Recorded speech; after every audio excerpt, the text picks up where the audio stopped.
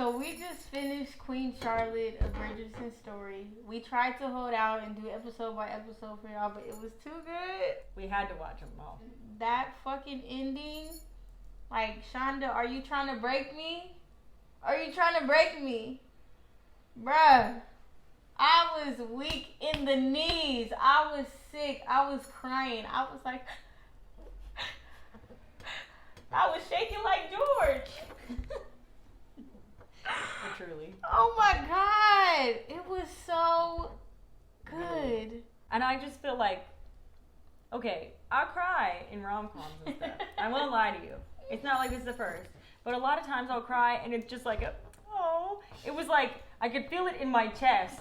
Like, I could feel it. You know what I mean? Where you're like, oh my God. Like, I just couldn't believe it. And when the flashback between them young and old, I was like, honestly, as soon as she said, Farmer George, I started to get like, hide from the heavens.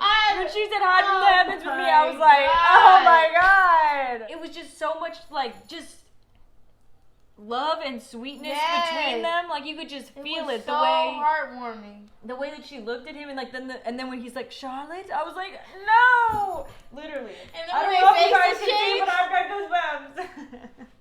when the faces changed, it was killing me. Bro, y'all don't understand. I really was just crying, like tears were flowing. I felt so like. No, I was doing a little bit of. I was like.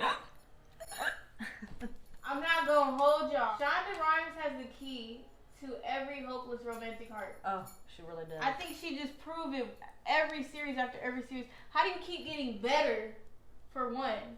Because I was like, I wasn't even going into this with no expectations. Neither was I. I didn't know what it was gonna be like. And they just made the story so much better than I could have ever imagined. Right? Like, it was such a better love story, more genuine and deeper story than in any of the other seasons. And I love the other seasons. I'm not coming for the other seasons at all. It's not like their love overcomes his madness. Like, he's still mad. Yeah. But they love each other anyway. Throughout that. Yeah, and it's like it's just a part of who he is, and so it's just a part of who she loves. And I just love that they did that, where it's like, things aren't perfect. It doesn't have to be this whole perfectly wrapped up like story. Things are still messy, but it's like they just loved each other. We got to see like she poured so much love into him that she wasn't able to be as good as a mother that her kids needed her to be or wanted her to be. They showed us like how tolling love can be, but also how rewarding. Exactly. She gave like everything to him. And that's kind of what Brimsley's saying. Like, we all serve the king, you know? Yeah. Such a sad little scene, too. Everybody, Brimsley was like this, and then it flashed back to us. Then what? Oh my God. And then when he got exposed by the guard, you're like, get the fuck out of here, bro. What are you doing down here? Shuffling around. Have y'all ever just been like alone crying in your own space and then somebody just come like, what are you doing here? Get the fuck out. I'm trying to have a private moment. Okay, and while we're talking about the music, I mean, we weren't really talking about the music, but we were kind of, when they started playing Nobody Gets Me. Nobody Gets Me, I had to pause and rewind because I was like, I started singing the melody.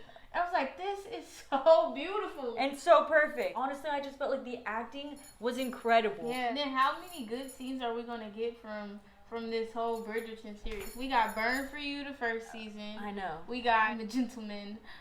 You think there is a corner of this earth that you could go or something? That was great. Right. And then this time we get I Will Stand With You between the I love you! Nobody delivers on the peak scene like Shonda. I feel like that is how she really gets the hopeless romantics' hearts, because it's like you have these fantasies of like somebody declaring their love for you, and like it's never really like that. Exactly. You know what I mean? People don't come with a full written out script. The fact that she takes you to like this pinnacle, where it has to be an outburst. Yes, like, because she's so good at the slow burn, like the build up, and like where it's like you know the whole time, and like so good at like they love each other, like the little touches, the little glances, and whatever. You're like, just say it to each other. You love each other, you know. This is what it is. There's something about the way she always has the man just enthralled, just completely in love. Like, I just love Charlotte in that scene too, being like, I know that you love me. Like, you might think that I can't love you because, you know, you're kind of crazy and stuff.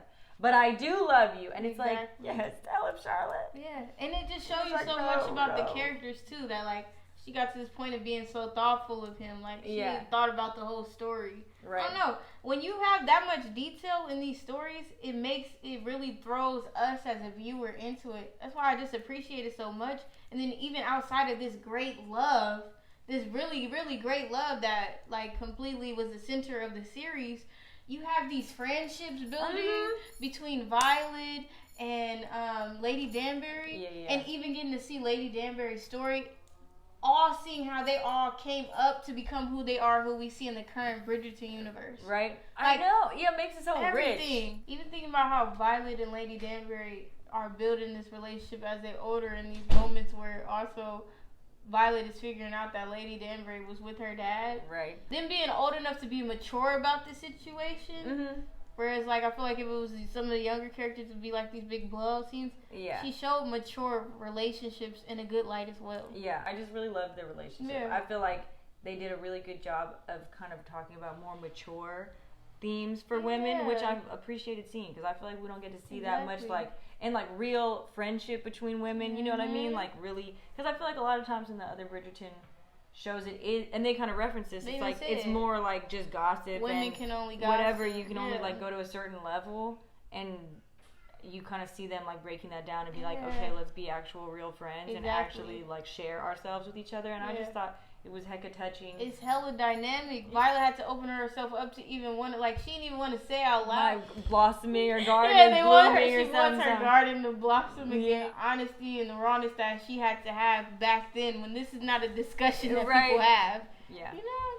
And then Lady Danbury obviously being like the perfect person and friend to be like very receptive and like just honor what she had to say. And when she's like, listen, you're like hecka fortunate. Right. And even though Violet gets kind of butthurt in the beginning, she's like, I'm not backing down from this. You are. Like, you really had a great love. And like, that's something to be grateful for. And then she's receptive and understands where she's coming from. It's like, and I feel like that really is how friendship is. It's like, sometimes people have moments where you're like, wait, what did you say to me? You know, but then it's like, oh, wait, like, this is why we have friends. To be an honest reflection. And also realizing that you could be so focused on yourself that you don't realize people have different experiences. I love the backstories. We got to see like Violet's mom was racist and her dad was like very nice to her, but also like why he wasn't calling out the mom. Why would you say anything to her mom? How much change Lady Danbury made for the whole ton. And it's like, I don't even know if people realize that in the current Bridgerton universe. I feel like not at all. Yeah.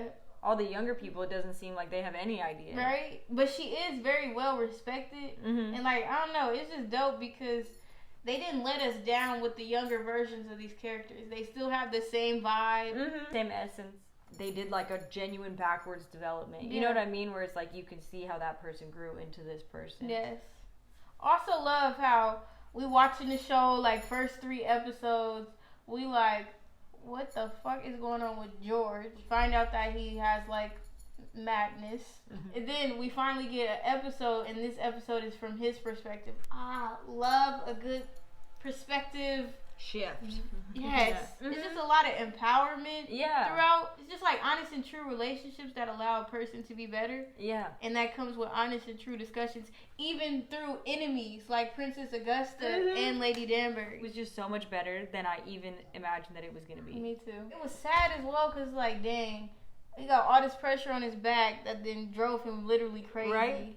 Right? And because he literally says, like, from the time I was a kid, like, when I cried as a baby, it was like the potential ruin of England. When I did this, it was like that. He's like, my whole life has been this just big, like, if I do anything wrong, like, it's a disaster, you know? And it's like, and then his mom, in that scene with Lady Danbury, she also references, like, you know, they had to endure, basically, it sounds like a heck of abuse. I appreciate when they give people, like, real, fuller stories, and it's not just like, oh, yeah, he's crazy. You know what I mean? Exactly. It's like, you can see there are clear reasons, like, why he was like that. And then it's like why it is so powerful for him to be so like deeply loved by somebody, because it's like that's what he needed, like that he was living this heck of just kind of like lonely, solitary life with all this pressure. Because it's like you see that with her when you're like the king or the queen, nobody can really approach you, like nobody can like really be there with you.